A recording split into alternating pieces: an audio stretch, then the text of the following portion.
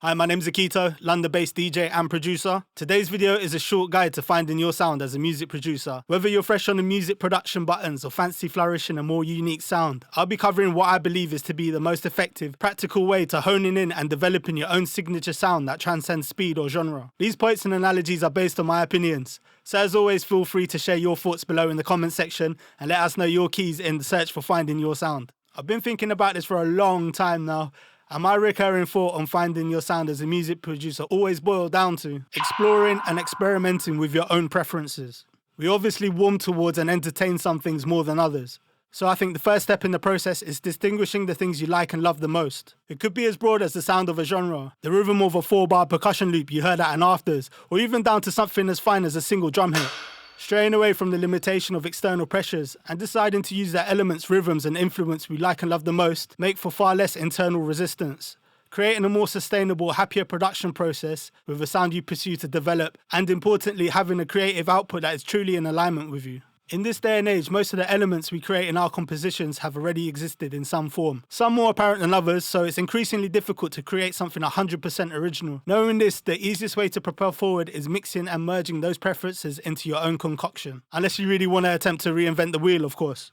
I always say borrow what you want and keep it moving. Obviously don't appropriate anything you shouldn't or be a complete carbon copy. I think of it as a cocktail recipe. You can always create something new by experimenting with your ingredients. The more extensive your research and openness to the unfamiliar expands the vastness of your palette. If your mix and blend works, refine and develop, exploring possibilities to see how you can push it to its furthest, finest form. And if it does happen to fail, you know it doesn't quite cut it, so dash it in the sink and go back to the drawing board. If you're not too sure what you're into and your own preferences, I'll make some suggestions and things to consider, so make sure to stick about and see what will benefit you the most. Personally, I'd begin experimenting with BPM and rhythms, see what grooves float your boat and work out their optimal speed. If you need further inspiration, I've created multiple videos on drums for the club that cover generic patterns from around the globe. I'll leave them in the description and end card for you.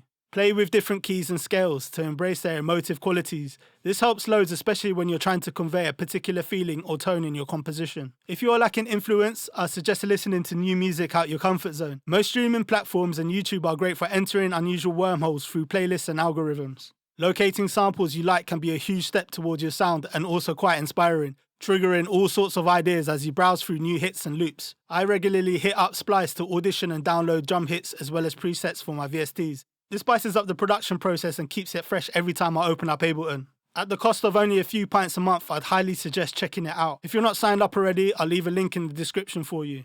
Sound design is a great way to create and form a unique sound. An easy way to enter is to experiment with your existing samples and VST presets, seeing where you can push them towards your own sonic preferences through processing and adjusting the parameters.